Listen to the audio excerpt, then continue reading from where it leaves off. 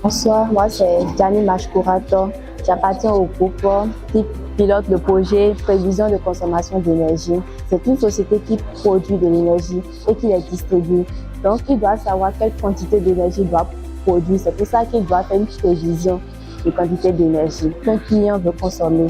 C'est-à-dire, par exemple, lorsqu'un client veut acheter une certaine quantité d'énergie, il doit être capable de prédire la quantité d'énergie qu'il veut. Mon groupe et moi, on a réalisé un modèle. Au début, on a importé les librairies qu'on veut utiliser. Oui, là, c'est la base de données, le fichier qu'on veut analyser. OK, à partir de là, on a commencé par tracer les histogrammes. C'est pour voir comment se comporte chaque type de variable de notre data frame. Notre data frame comporte 15 variables. Donc, nous avons essayé de voir comment se comportent quelques variables. On n'a pas considéré toutes les variables. On a pris seulement 4 variables. Les variables quantitatives, bien sûr.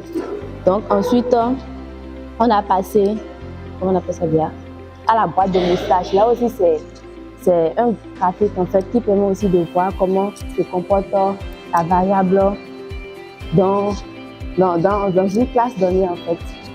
Tout ce que je viens de présenter en fait, c'était pour chaque variable. On appelle ça analyse univariée. Ensuite, on a fait l'analyse bivariée, c'est-à-dire on fait un graphique qui prend en compte deux variables. Bon, nous, ici, on a pris la variable cible et une variable. Notre variable cible, c'est ça qu'on appelle cluster. Donc, on a tracé pour, je dirais, 3 variables. On n'a pas pris tout en compte. Ensuite, lorsqu'on a fini, on a passé au modèle. On veut évaluer un modèle qui pourra nous faire une prédiction. C'est-à-dire, lorsqu'on va prendre plusieurs clients, on va voir à quel type de classe qu'ils vont appartenir. Ça peut être, ces clients-là peuvent avoir une forte consommation, une faible consommation ou une consommation moyenne. Après tout ceci, on va faire la prévision proprement dite.